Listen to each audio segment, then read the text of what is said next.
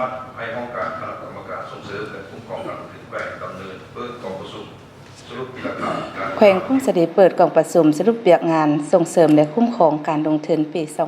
2025 กองประชุมสรุปราคาการจัดตั้งปฏิบัติเบียกงานส่งเสริมและคุ้มครองการลงทุนประจำปี 2025 และทิศทางแผนการปี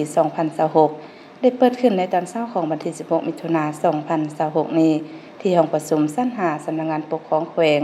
โดยการเป็นประธานได้กล่าวเปิดของท่านพรไซอ่อนสากรรมการประจำพรรคแขวงรองประธานคณะกรรมการปกครองแขวง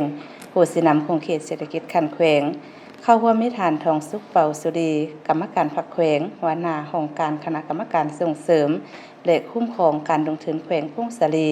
มีบรรดาทานกรรมการพรรคแขวงคณะแผนกการกลุ่มกององค์การบรรดาเมืองและบริษัทเข้าร่วมในกองประชุมผู้เข้าร่วมได้รับฟังการผ่านหางบทสรุปตีราคาการจัดตั้งปฏิบัติเปียกงานส่งเสริมและคุ้มครองการลงทุนของเอกชนภายในและต่างประเทศประจำปี 2025 และทิศทางแผนการปี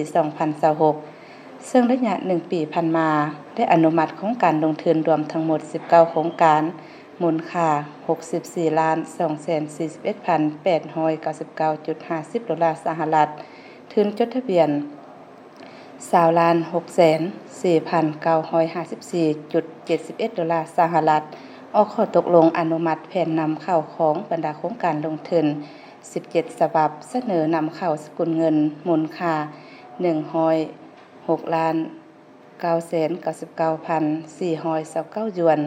98,459,335 กีบและอนุมัติส่งออกผลผลิต12 ฉบับ152,128,000 หยวนและ424ตื้อ600 ล้านกีบจัดพิธีเซ็นสัญญา7 ครั้งและจัดพิธีเซ็นบทบันทึกความเข้าใจ MOU ได้1 ครั้ง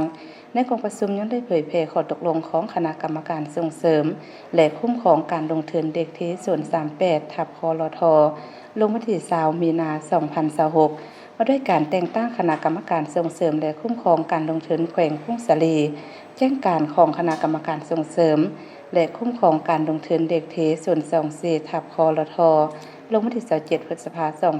2026เรื่องการจัดตั้งปฏิบัติกลไกการรายงานและการนำใช้ตาประทับของคณะกรรมการส่งเสริมและคุ้มครองการลงทุนนครหลวงเวียงจันทน์แขวงผ่านแจ้งการของห้องการสำนักงานนายกรัฐมนตรีเลขที่564/หสนยลงวันที่5 พฤษภาคม 2026เรื่องทิศสีนำเกี่ยวกับการหันถูกรูปแบบการลงทุนของภาคเอกชน